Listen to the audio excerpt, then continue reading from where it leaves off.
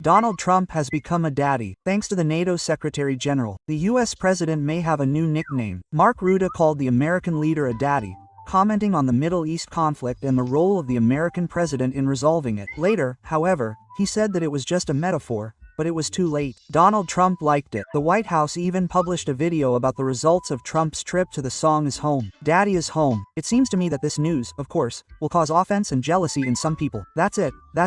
Now there is a new daddy in the world. Europe can place millions of mines along the border with Russia. I think that the leaders of European countries came to this decision after Vladimir Putin's statement that wherever a Russian soldier sets foot, it becomes Russian. Now this phrase will have to be changed. Where a Russian soldier sets foot, at best, a foot will remain. Well, in Russia, a unique patient who was wounded in the butt, complications went to the head, Dmitry Rogozin suddenly emerged from the shadows and began to threaten the KVN players. For this joke, "Commander, I'm staying. I have a girlfriend here." Dude, what are you doing? You don't trade space for a chick. Who said that? It was in Rogozin's doctor's office.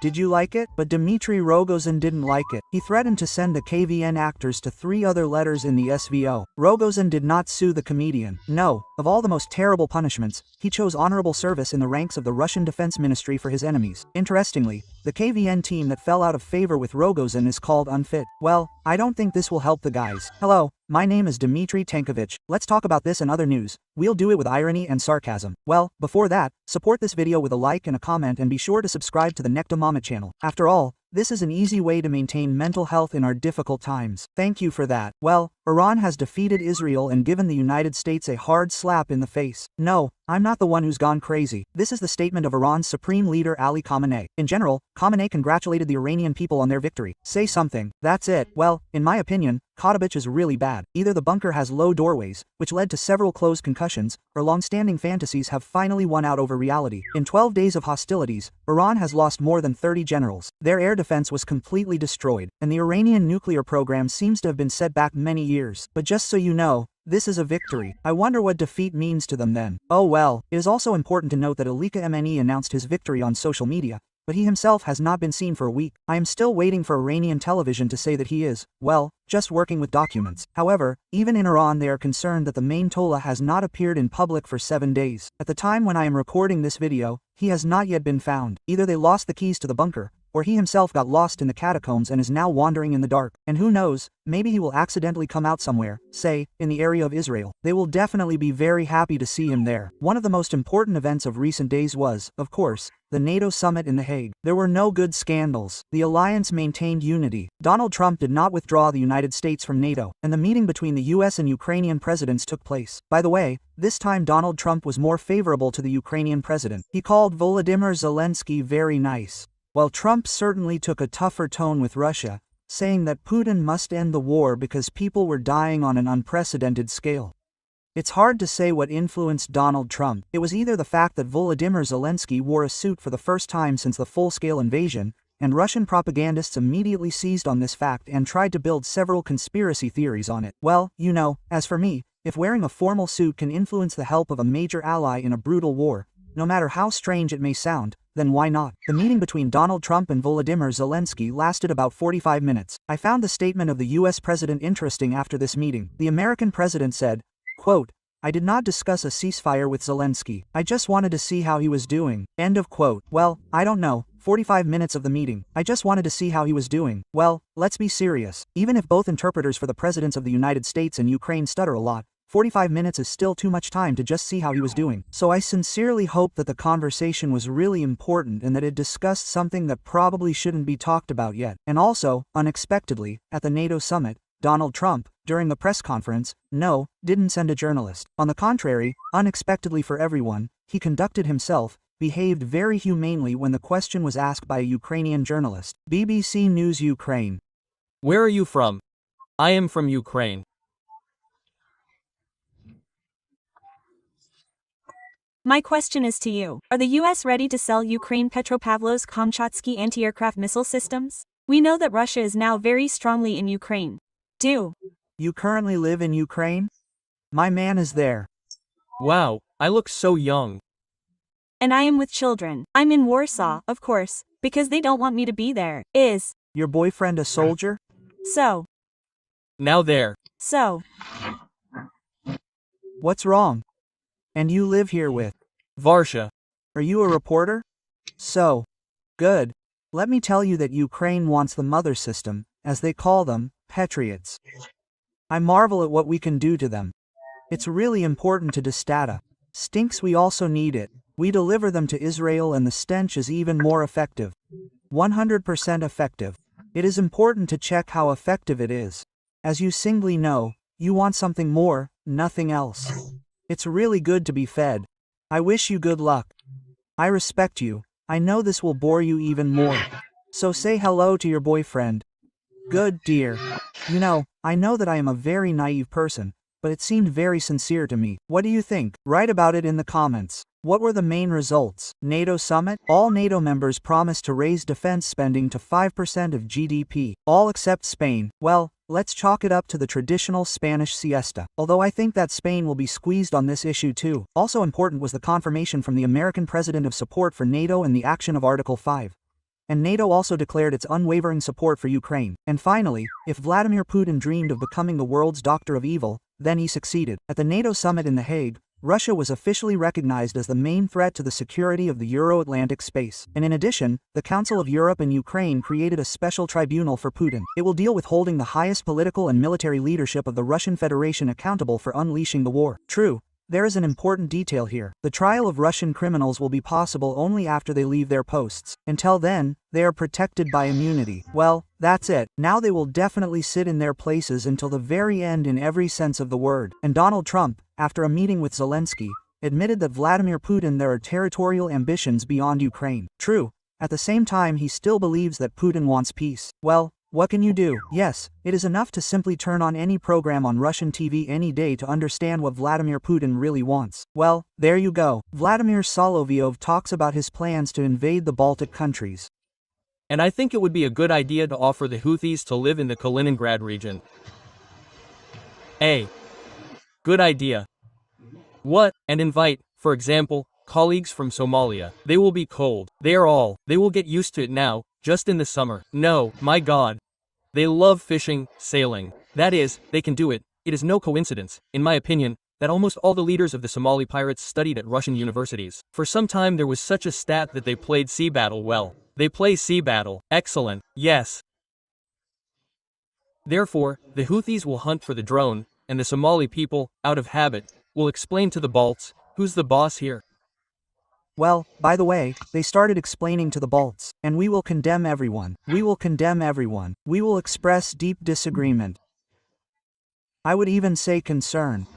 No, in all civilized countries they are proud that future Nobel laureates, famous scientists, and artists once studied at their universities. And here Vladimir Rudolfovich talks about graduates of Russian universities, sea pirates and terrorists. I wonder if their photos hang in the corridors of the best universities in Russia. Moreover, half of the photos are of them in balaclavas, and the other half with black ribbons at an angle. But Vladimir Solовьёв is not the only one generating shock content. Russian officials are doing this. They propose making correspondence and phone calls of Russians transparent under the pretext of fighting fraudsters. That's a bit weak in my opinion. This is a bit weak for modern Russia. It's high time to pass a law that will oblige developers build glass houses in the Russian Federation. It is even possible with tinted windows, so that from the inside it is impossible to see what is happening outside. But from the outside, on the contrary, anyone could control what the owners of the apartment are doing. If anything, take a photo to attach to the denunciation. Then everyone would observe traditional Russian values. And the birth rate, by the way, would also increase, because neighbors at the most crucial moment could always help through the council window. By the way, the issue of birth rate continues to be relevant for Russia. The further we go, the more inventive Russian officials become. The head of the Ministry of Justice Konstantin Chuichenko proposed introducing mandatory mediation for those wishing to dissolve a marriage.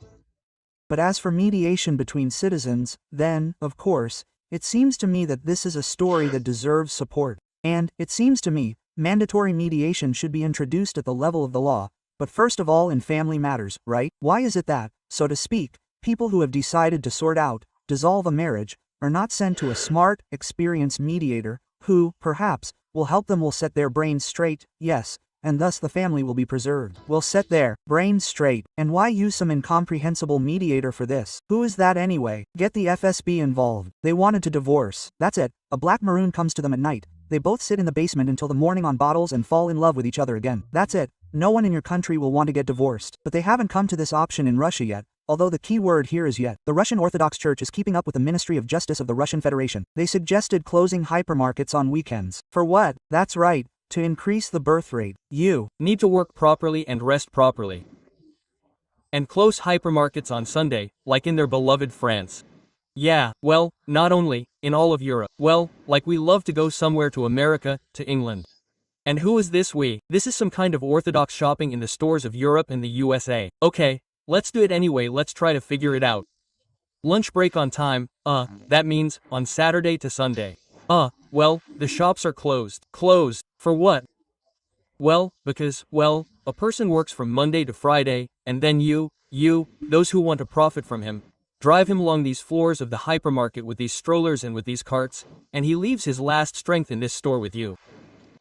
Drive him? No, of course. I don't know how shopping is going in the Russian Federation now. Maybe, indeed, people are forcibly driven to go shopping on weekends. That's how the police unhooked a 5-story building. They drove everyone out into the street and led them under escort to the nearest hypermarket. And there, until you stock up on 50,000 rubles, they won't let you go home. It sounds like nonsense, of course, but you must agree that theoretically this is already possible in Russia. But let's figure out what the birth rate has to do with it. He would have sat somewhere on a river in the USSR, somewhere in a gazebo. And if he had a dacha, he would go there. That's why for some reason they have a belly and their economy is not so weak. That's why, well, you need reason in everything. You need to build an environment that would help you work and earn money, and on the other hand, restore your strength. Yeah, so that you have enough for what? For family, for love.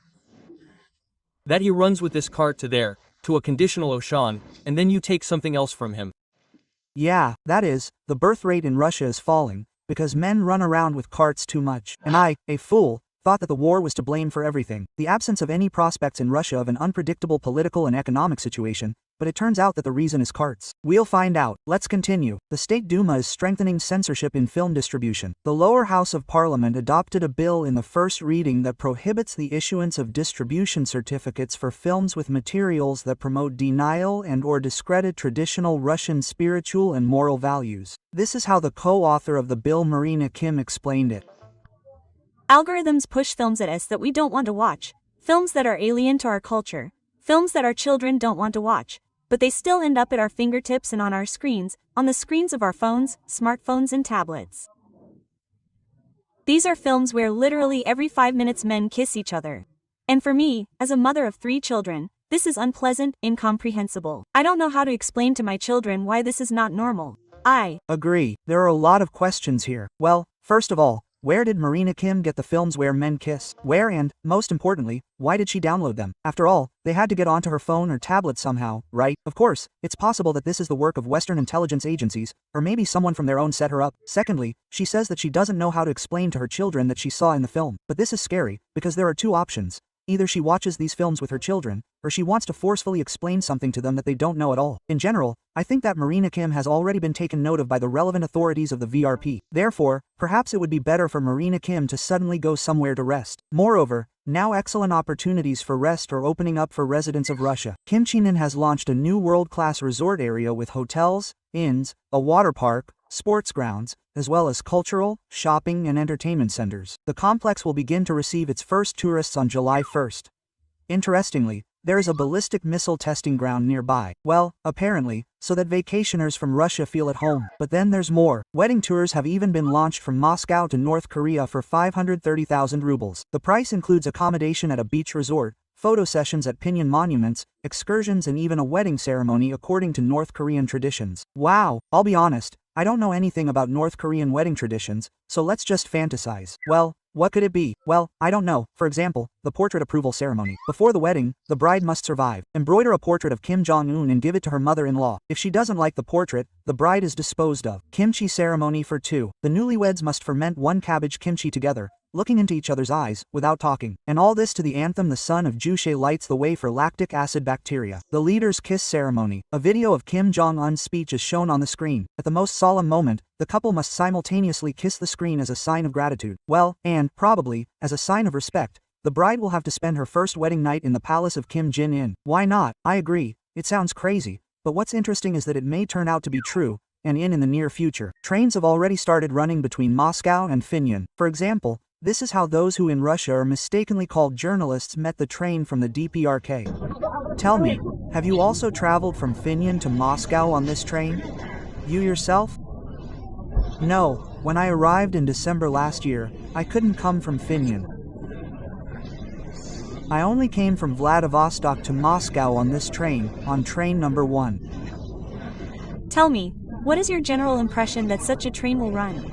What does this mean for our countries? Some kind of bridge of friendship between our countries? Well, of course, yes. You know, it's hard to imagine a more stupid dialogue. Well, let's not try to guess who this happy traveler is and what rank he holds in the special services of North Korea. But in any case, in modern Russia this is a truly large-scale event. The press, a TV camera, an interview have gathered. Just a couple of years ago, no one would have believed in such a reality, but it already exists. It is already known that the trip on the Moscow-Finland train lasts 9 days. Wow, 9 days, at least not 40. On the road, North Koreans serve tourists, quote, everything they have, fish, chicken, meat. You know, it always seemed to me that everything they have is, well, during periods in North Korea, when there is nothing. Apparently, on the 9th day of the journey, passengers will have the opportunity to feel like a native North Korean. But let's try to look at this objectively. In general, this can be interesting. Vacation is usually 28 days, right? 9 days there, 9 back and 10 days in North Korea. It seems to me that such vouchers will be given to beloved mothers-in-law and employees who have not given birth. On the other hand, Russians do not have much choice.